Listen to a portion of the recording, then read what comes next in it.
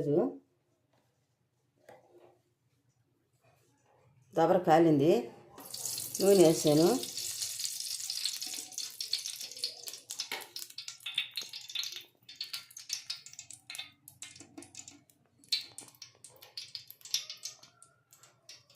దానిలోకి కావాల్సినవి ఆకు, చెక్క, లవంగాలు, పువ్వు, సాజీర.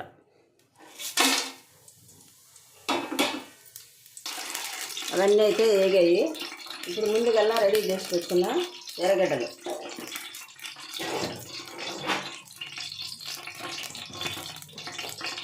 సన్నగా కట్ చేసుకున్న పొడవుగా. 1 కేజీ మటను.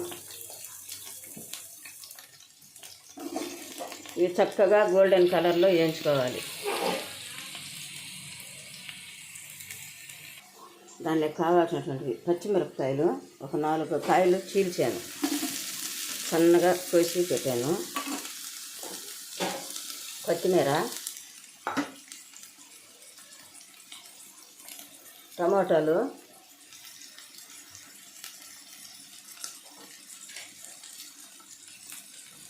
నిమ్మరసము,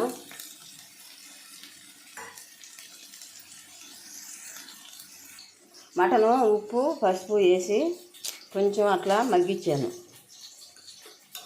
ఇది చూడండి మటను.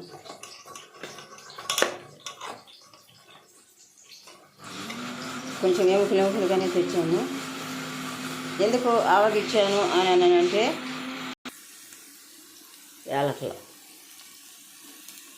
ఒక 6 వేసా. దీనిలో కొంచెం వేసింది. ఎర్రగడ్డలు బాగా ఎర్రగా వేగాయి. ఇప్పుడు అల్లం తెల్లగడ్డ పేస్ట్ 3 స్పూన్లు.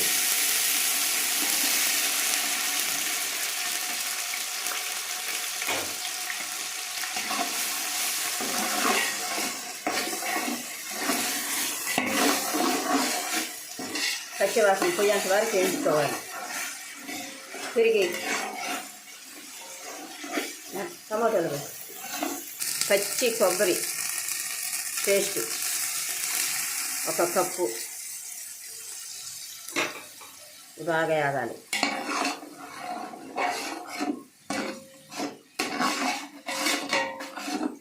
ఇలా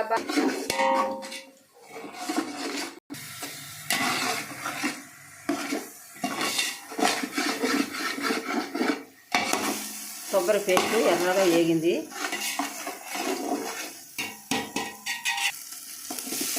సన్నగా కట్ చేసి పెట్టుకున్న టమాటాలు. చాలామంది వేయరు, మాకు అలవాటు అయిపోయింది వేయడము. మేమైతే వేస్తాము. టమాటాలు అయితే బాగా మగ్గాలి. సాల్ట్ 3 స్పూన్లు.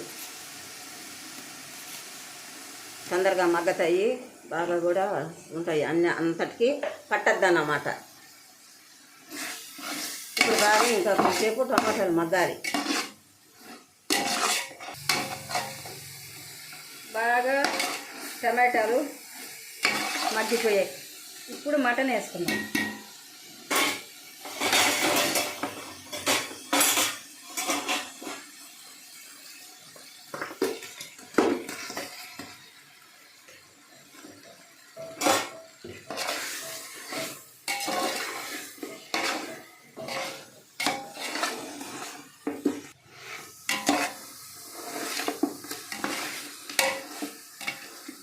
ఇప్పుడు పెరుగు వేసుకుందాం.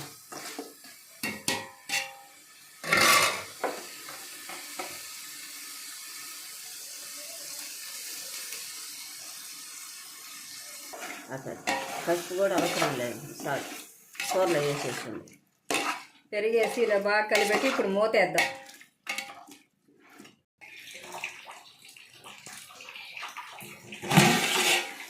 ఈ మటన్లో నీళ్ళంతా బాగా ఇంగిపోవాలి, ఇంకా బాగా ఉడకాలి. ఇప్పుడు కారము, కొంచెం పసుపు వేద్దాం. మటన్లో ఎట్లా చేసిన నీరు వస్తుంది కదా, చూడండి వస్తుంది. కొంచెం పసుపు, ఒక కర్ర చిట్టుకోవడం సార్. ఎందుకు ఆల్రెడీ మటన్లో వేసి పసుపు ఉడకబెట్టున్నామండి. కారం ఒక 3 స్పూన్లు తగినంత.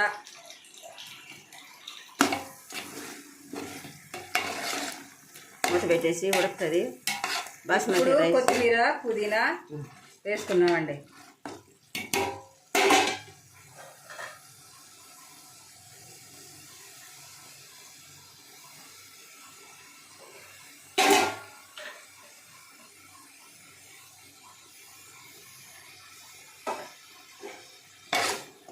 కలిపెట్టి మూత పెట్టేద్దాం.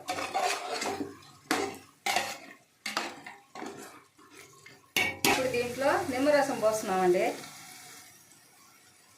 ముక్క గట్టిగా ఉండడానికి, రైస్ బాగా పులుపులుగా ఉండడానికి నిమ్మరసం వేస్తే ఆ టేస్టే వేరు. ఇలా కలిపెట్టేసి మూత పెట్టేస్తాం. బాస్మతి రైసు కడిగి నానబెట్టేసాం, నీళ్ళు లేకుండా తీసేసాం.